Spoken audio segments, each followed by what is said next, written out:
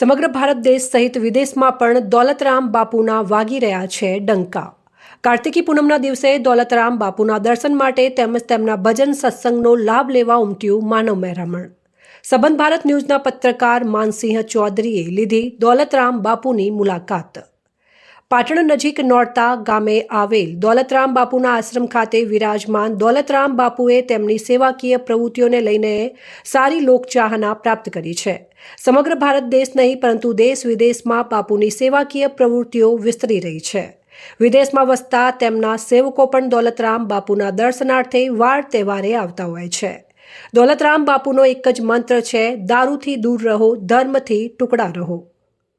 તંબાકુ જેવા વ્યસનોને તિલાંજલિ આપો। આવા સમાજસેવી દોલતરામ બાપુની એક ઝલક મેળવવા અને તેમના સત્સંગનો લાભ લેવા હજારોની સંખ્યામાં સેવકો તેમના આશ્રમ ખાતે આવતા હોય છે।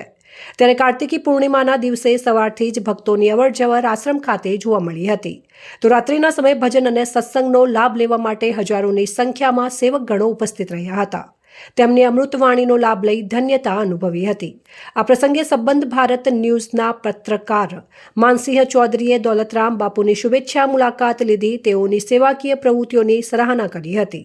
તેઓ આગળ પણ આવી જ રીતે દિન દુનિયાની સેવા કરતા રહે અને વ્યસનીઓને વ્યસન મુક્ત કરવા માટેની તેમની જે આગેવાની કુનેહ છે તે પણ બિરદાવી હતી। પરની કૃપા છે, આશીર્વાદ છે, આપણે બધા સાથે રહ્યા, સારા કામ કર્યા અને દેશવાસીઓનું કલ્યાણ થાય એ દિશા તરફ આપણા સૌના પોઝિટિવ વિચારો રહે એવી હું આપ સૌને મારી સાથે પણ વિનંતી કરું છું, પ્રાર્થના કરું છું। આ દેશનું કલ્યાણ અને આપણી સંસ્કૃતિને આપણે કેવી રીતે જાળવી રાખીએ એ લાઈન ઉપર રાખી અને આપણે સૌ ભાઈઓ બહેનો દીકરીઓ ભેગા મળી સંતો મહંતો પત્રકાર મિત્રો બધા સાથે રહી એવી ભાવના સાથે ભારત માતા કી જય।